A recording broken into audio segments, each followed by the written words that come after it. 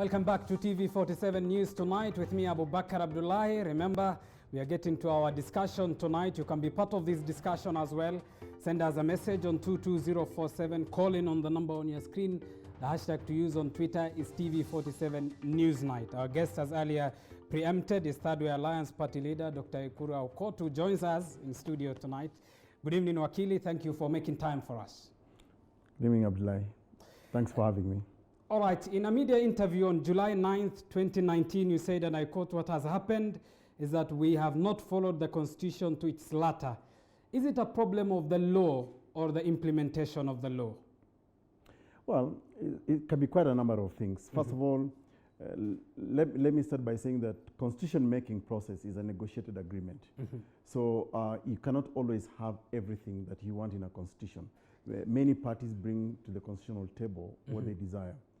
And therefore, in the process of actualizing the final document, which is the constitutional text, you sometimes can compromise certain things. You can say, okay, what is it that I can live with? What is that I cannot live with? And so as a constitutional builder, expert, you have to make sure that there are mechanisms inbuilt in the Constitution to ensure that if a time comes when people are dissatisfied with certain aspects of the Constitution or the implementation of it, then they can invoke those provisions. And that's why in our Constitution of 2010, we have Article 255, 256, and 257, or now we can bring certain amendments to the Constitution. And remember, you paint a picture of negotiations. One will ask between who and who in crafting a constitution per se. Well, a constitution is about the people generally. So as a constitutional law expert, I will listen to the views of the people, and then I will craft them into what I think the people wanted. And that's how you come to the principle of the spirit and letter of the Constitution. Now, the spirit and letter of the Constitution is a subject of interpretation sometimes. If it doesn't satisfy the majority, people can then invoke certain provision of the Constitution to be able to bring that Constitution into effect. So, for example, in trying to amend the Constitution, you want to make sure that certain aspects of the Constitution are more effective or realize the aspirations of the people. Which again begs the question, in amending this Constitution, or even in the process of wanting to amend, whose interest comes first? Many a times one would argue it is the political elite class interest that comes first than even the common Mwananchi. Far from it. Is it so? The Constitution is about the people. It's about a society in its social, political, cultural aspiration. So it's about the people first. In fact, in our own Constitution, right from Article 1, the sovereign authority vests in the people of Kenya. So it's the people that come first. So if you're making a constitution, even if you're a political elite or an individual who is proposing a constitutional amendment, you must then have the people first, because a constitution must serve society, not individuals. When you make a constitution for purposes of individual gratification or satisfaction, then that's not a constitution. But isn't that not the case when few individuals per se want to amend the Constitution to probably create more seats and vacancies? What comes to the limelight and glaring out of that seems as though it is the individuals rather than the people. But that's where we go wrong, because then it means that we don't understand what constitution making is all about. Constitution is about the people, it's about the country, it's about creating a nation state. And constitution is about creating powers, creating institutions, and apportioning that power and responsibilities within this organization. It's not about individuals. Remember, a constitution is supposed to be for eternity. If you do not leave the spirit and letter of the Constitution, it may not even be worth the paper it's written on. So it must serve the people. You know, and a constitution must emanate from within the framework of society, not from within the framework of a few individuals. All right, in 2010, Kenya promulgated rather the 2010 Constitution. A decade later, is there a justifiable need to relook at that Constitution now? Absolutely. And as the proponents of Punguza Mizigo Kenya, we have looked at certain aspects of our Constitution which we think are actually weak. And by the way, let me remind Kenyans that even when we were having the referendum question or debate towards the referendum 2010, we all agreed there is no constitution in the world that is perfect, certainly not the Kenyan constitution. But maybe in the future, we can live with certain aspects of this constitution and maybe hope to strengthen them. So I'll give you about, if time allows, I'll give you about 10 reasons why we must now relook at our constitution. The first one, which is my favorite, is how do we strengthen devolution today? Last year, when we were promoting the Punguza Mizigo Bill 2019, I went to 29 county assemblies. And in those 29 county assemblies, they told us there are aspects of devolution that needs to be strengthened. For example, why is it that we are devolving only 15% of national revenue budget to the 47 counties of Kenya? And Kenyans argued ably, what is the national? Okay? The national is are the people of Kenya in the respective 47 counties, in the 1450 wards. So they say to us, for you to strengthen devolution, then we need more money going to the counties. And that's why there is a proposal on the table from Punguza Mizigo Kenya to say, let's now send 50% of national revenue to the counties. And secondly, wait. All right. Abdullah, don't rush me. No, I'm not rushing you, but this is a very weighty and important issue that we must actually... And that's why we have you here to explain some of the weighty issues you say. You talk of an increase of county allocation by 50% of the national revenue, is it so? It could even be 80%. I could even do even 90%. Some will ask, you are getting more money to the pockets of leaders, if not to fund devolution, as what we have seen. What guarantee will be there that this increased amount of money will be used for developmental purposes then? You know, the fact that people steal public money does not mean that devolution shouldn't be the ideal situation for Kenyans. That's why for us in Punguza Mizigo, we have said, let's send more money to the counties, 50%. If you ask any MCA today, if they are not in good books with the governor, they want to see devolution beyond county headquarters. Money comes to the counties, okay? But it's not reflected in the specific wards. That's why for us at Punguza Mizigo, we have said, we have to retain the 1450 wards, but use the wards as the primary unit of accelerating development so that in each and every ward, we can tick the box. Do I have security? Do I have healthcare system? Do I have education? Do I have good roads? Do I have employment at the ward level? That is the only way you can attain real and meaningful inclusivity in Kenya. They have also told us these governors are running away from responsibilities. In fact, if I were to use the example of the recent impeachment of Governor Ekuru, you know the reason she was acquitted is because that nothing can directly be related to her. But we all know she is the boss in the county. There is no money that can be expended without the governor knowing. So even though there are other officers who have a duty and a role within the county. But we have brought in an amendment to say, if you are going to be the CEO of the county, then be the chief accounting officer of the county. We don't want politics in service provision. We have also said to strengthen devolution, let's give autonomy to the county assemblies, financial, so that they don't have to depend on the governor. We have also said, Kenyans have also told us, we don't see any value in the deputy governor's position. Why don't we just abolish it? You know?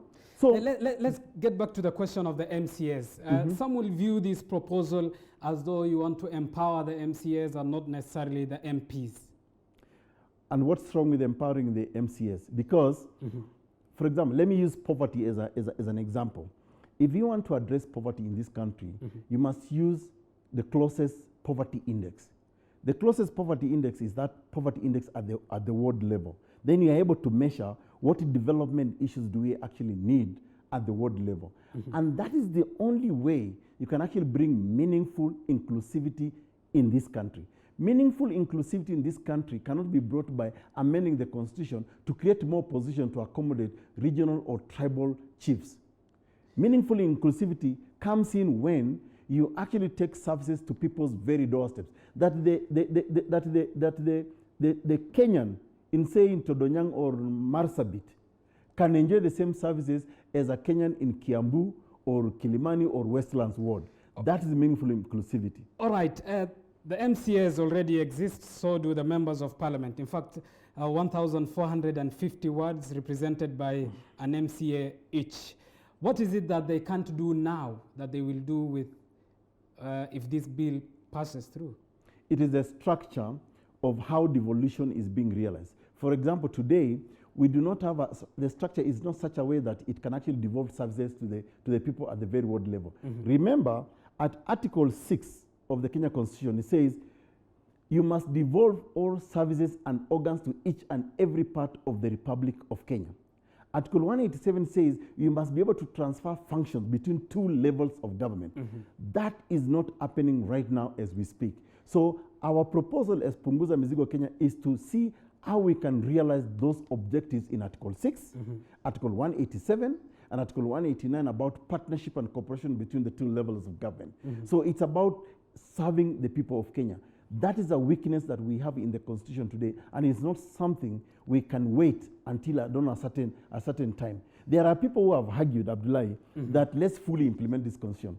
But they are not telling us what are the yardsticks, what are the measures that we can begin to take to say this Constitution is fully being implemented. There is no time frame. And still on the question of the allocations of the money and the increase for that matter, is it not the case then, Wakili, that questions of accountability will be pegged upon each and every increase? Well, accountability has to be there. And the truth for the matter is, accountability in this country hasn't worked because we have not been able to pin individuals responsible for certain resources to account. And that's why, for example, as in Thirdway Alliance Kenya, we are promoting the proposal that at the county level, why is it that governors enjoy the limelight when it comes to the county, if it's a success? But when money is lost, and we all know, if you look at the Auditor General report for even the last 7 years of existence of county governments, counties have lost money in equal measure. In fact, a lot of money has been lost, just like a lot of money is being lost in the national government. But nobody takes direct responsibility. So what we are proposing at Thirdway Alliance Kenya is to say, let's amend the Constitution and bring real accountability. For example, we have said we now need to adopt commissions of inquiry reports and recommendations, including the Auditor General report, as automatic measures on how we can bring accountability. All right, and the Why are we not using and the Auditor General report as the primary evidence in convicting thieves of public money? Forget about this word corruption. Corruption doesn't even exist in our mother tongue anyway. So, but we talk about thieves of public money, we can all relate to it. At the end of the day, money lost, one will translate it loosely as corruption, isn't it? You also want to reduce the members of parliament from 416 to 147. One would argue which constituency will want theirs scrapped off? Okay, let's start from the principle of overrepresentation. First of all, Punguza Mizigo Kenya is not opposed to the idea of representation. We are only questioning the idea that we are overrepresented. The 47 counties of Kenya represent the people of Kenya. The national government represents the people of Kenya.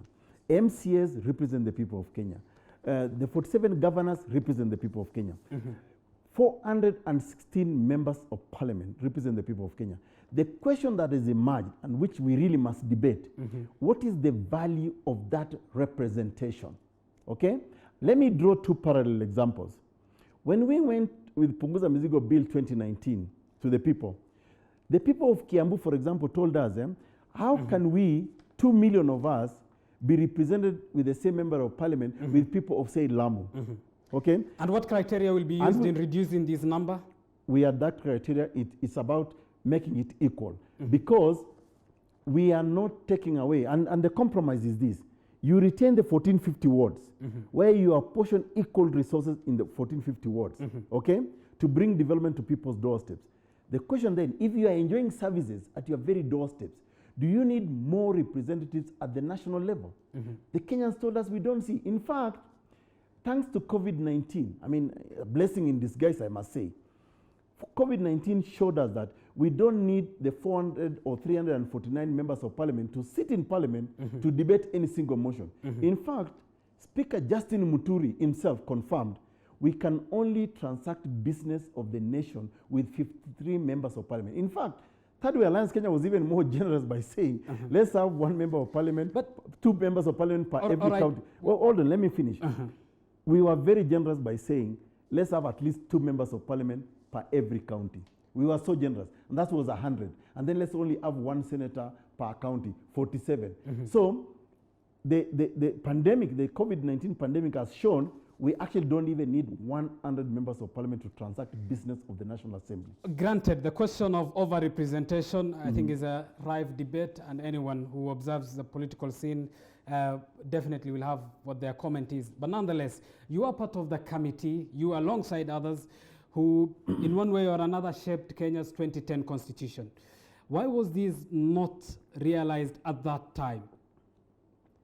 You know, Abdullahi, that's a very interesting question, because I could still ask you, you are probably born without any clothes, let's say just a naked. But today you are wearing a suit and a tie. I could still ask you, why isn't that you didn't realize at the time you were born that you could wear a suit? Given there are issues progressively, progressively you realize in life. Let me give exactly. These are glaring numbers. There is no contradiction in this math. These are positions. Same philosophy in writing a constitution. You know, let me tell you, there's no perfect constitution anywhere in the world. And that's why, as a constitutional builder and a constitutional expert, you take the views of the people at the time. But you have to make sure that there are mechanisms in that constitution how you can change it in the future if circumstances change. And that's why in our constitution, and I will want to urge every Kenyan, you must read Article 255 of the Kenya Constitution. This is how you bring amendments to the Constitution. Article 256 that talks about parliamentary initiative. Article 257 that talks about popular initiative. So it reached a time when, and let me give you an example. If today we use the 1450 wards of Kenya today to bring equality, to take services to the people of Kenya, I think in the future we'll begin to ask the question, do we actually, as a country, need 47 governors, 47 deputy governors, if we are realizing services at the very doorstep? But Wakili, my question still is, nonetheless, my question still is, these are numbers. They didn't happen accidentally. These are numbers that if committees like the one you are part of were foresighted, you would have seen this question of overrepresentation, isn't it? Of course, we saw it. In fact, if you had read the final report of the committee of experts, we actually warned. One thing that came out clearly in that final report, we warned Kenyans, yes, you have given yourself this constitution, but we want you to think about the cost of implementing this constitution. And today, a majority of Kenyans agree with us that indeed, there is a need to relook at the cost and the burden of governance in Kenya today. And that's why Punguza Mizigo Kenya is premised upon the principle of how do we reduce the cost of governance in Kenya today. And we want that. Unfortunately. And that you believe can be done by reducing the numbers? Unfortunately. Of course, yes. Why not? Let's talk figures. Today, 416 members of parliament, both National Assembly and Senate, cost Kenyans about 36.8 billion Kenya shillings. Okay? Let me contextualize it. 416 people cost Kenyans 36.8 billion Kenya shillings. The people of Nairobi, about 6 million of them, are only getting about 14 billion Kenya shillings. Yet Nairobi County government is expected to provide services to the 6 million people. The 416 members of parliament take away 36.8 billion in this financial year without any requirement on them on development. So tell me, is that even equitable? And our proposal at Punguza Mizigo is to reduce the cost of representation to 5 billion annually. We save about what? 33, give and take, 31.8 billion Kenya shillings. With 38.1 billion Kenya shillings, I can fix the collective bargaining agreement with lecturers, collective bargaining agreement with teachers and nurses, and I will even increase salaries for public servants. And that is a cost. I mean, 31.8 billion is not anybody's small change. But isn't it the case that some of these monies that you are talking of gets in return to Kenyans through other developmental projects? Say the CDF, for instance? First of all, CDF is unconstitutional as we speak because most of the functions... But the money has been getting to the people of Kenya regardless. You know what? That's a corrupt system we are talking about because CDF, as we speak, is unconstitutional. All the CDF functions are being devolved to the county governments. So actually, and in our proposal as Punguza Mizigo, we have said representatives must stick to 3 principal roles. 1, represent the people who sent it to National Assembly. Number 2, legislate on laws or policies that are actually responsive to the problems of the people of Kenya. Number 3, oversight government. Those are the 3 roles that we want the representative to play, not development. Development is already left to the county government. All right. Your party, the party you lead at least, Thirdway Alliance, has reacted to the referendum bill of 2020. Among the pointers, if not the rejoinders, is that you view the bill as undermining Article 257. How does it do so? It does because what it says, the referendum proposal says that Parliament shall have the final word. You know, that actually undermines Article 257 because Article 257 says the people of Kenya must have a say, you know, in what they want amended in their constitution. So when you leave the constitution-making process to only a tiny minority of 416 members of Parliament and senators, then you are actually undermining the overwhelming, the sovereign authority of the people of Kenya, which is also enshrined in Article 1 of the Constitution that says sovereign authority vests in the people of Kenya. So if a constitution has to be changed, a majority of Kenyans must make that decision. And that's why in Article 257, it says, for you to effect amendments to the constitution, you must garner at least a threshold of 1 million registered Kenyan voters. In fact, Punguza Mizigo is going beyond that and saying, why must it only be registered voters who must have a say on how to amend the constitution? Whereas you are right that Article 257. Let me finish my thought process. I'll give you a minute. Please stop interrupting me. I'll give you a minute. But whereas you say that Article 257 in subsection 2 says a popular initiative of the amendment of the constitution may be in the form of a general suggestion or a formulated draft bill. This, of course, calling for the amendment of the Constitution as proposed by a popular initiative. There is a leeway to use Parliament to amend the Constitution as well. Yes, there is. That's what's called parliamentary initiative in Article 256. And we have no problem with that. But so anyone who will want to use Parliament is within the confines of the law? Well, there are two ways on how you can propose to amend the Constitution of Kenya. Either you go through parliamentary initiative where a private member's bill is introduced that seeks to amend certain aspects of the Constitution.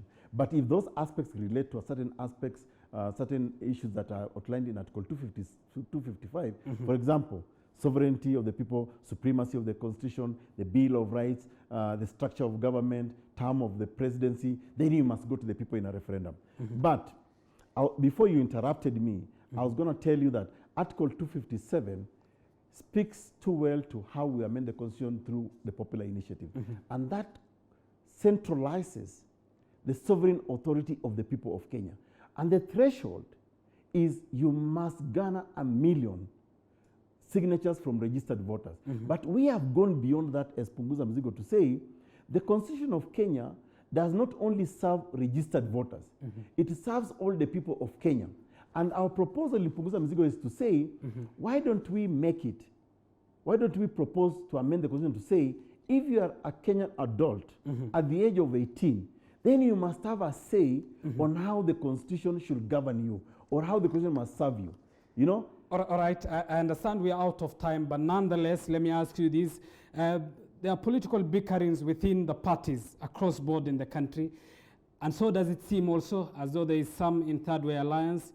Who tonight is the Secretary General of your party?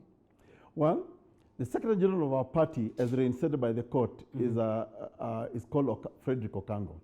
But Frederick Okango, for us, has a disciplinary issue as we speak, and he knows it. He's already received a charge sheet, a fresh charge sheet from the party, because what happened, I will tell you this, is that we don't believe in BBI. I believe that BBI is duplicious, directionless, unconstitutional, remains amorphous to us, and therefore there is nothing new that BBI puts on the table. And when you say to us, when a senior member of our party, knowing very well that we are even opposed to BBI, goes ahead and proposes to say that we are going to support BBI, it goes against the principle of the party. And when you say to us, you mean Thirdway Alliance in totality or the leadership of the party? Thirdway Alliance in totality. Because we've even been to court, if we followed the process, we even went to court to seek the nullification of BBI. And as I stand here and as I speak to you today, we don't actually recognize BBI because BBI is a formulation of two individuals.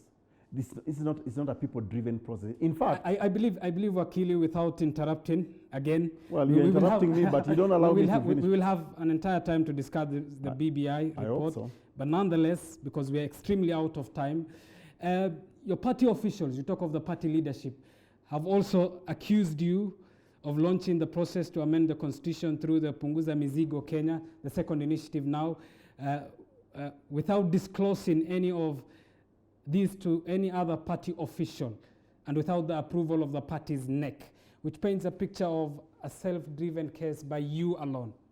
First of all, that's a pure lie. In fact, your people have been, TV47 have been coming to our press conferences where we launch this process. Now I'm basing my argument based on documents that they have. Which one? That's a lie. The official document which they had in court says can I confirm the current second phase of the Punguza Mizigo pushes to amend the constitution and has no blessing of Thirdway Alliance Supreme Decision. These are your party officials. So this is not any media house. So can I confirm to you the real position? In your view again. Can I confirm to you the real Go position? First of all, under the constitution of Thirdway Alliance Kenya, I, Ekuru Aukot, as the party leader, is the spokesperson of the party. Nobody else can speak for the party except party leader.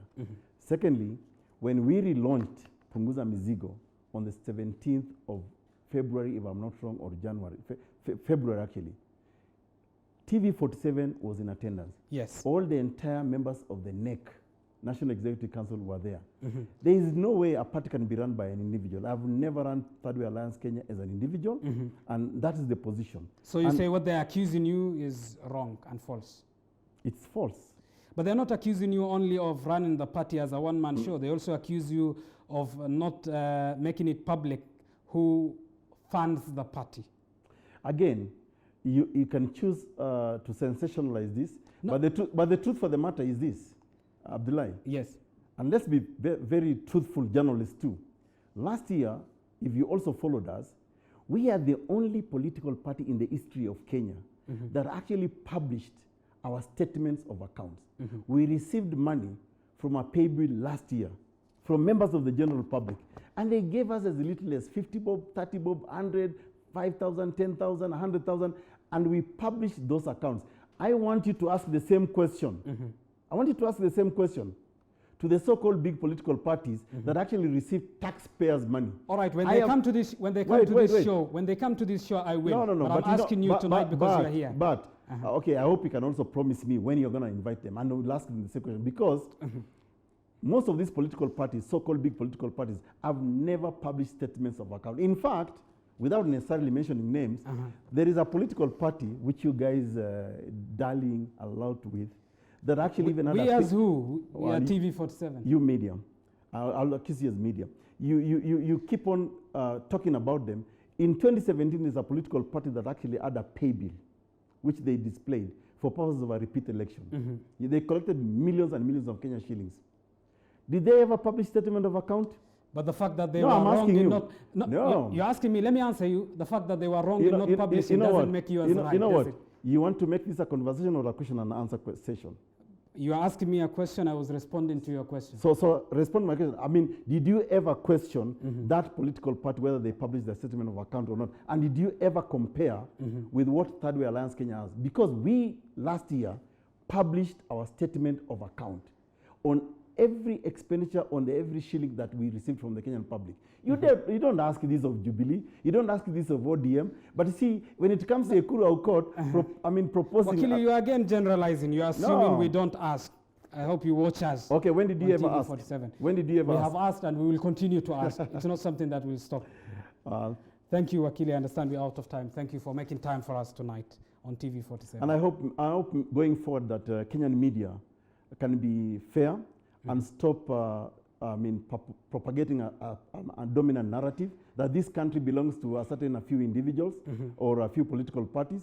Let's have a national conversation about this country. And I want to say this country belongs to all of us in equal measure. And nobody has a monopoly of knowledge about how to change this country. Even the ordinary people can actually change this country going forward. And thank you so much for having me in the show. All right, you say we are unfair, but I suppose we have been fair to you tonight. Well, I appreciate you inviting me, and I hope you can actually give me an opportunity to just talk about, for example, the effects of COVID-19, time allowing. All right, Wakili, we look forward to further engagements.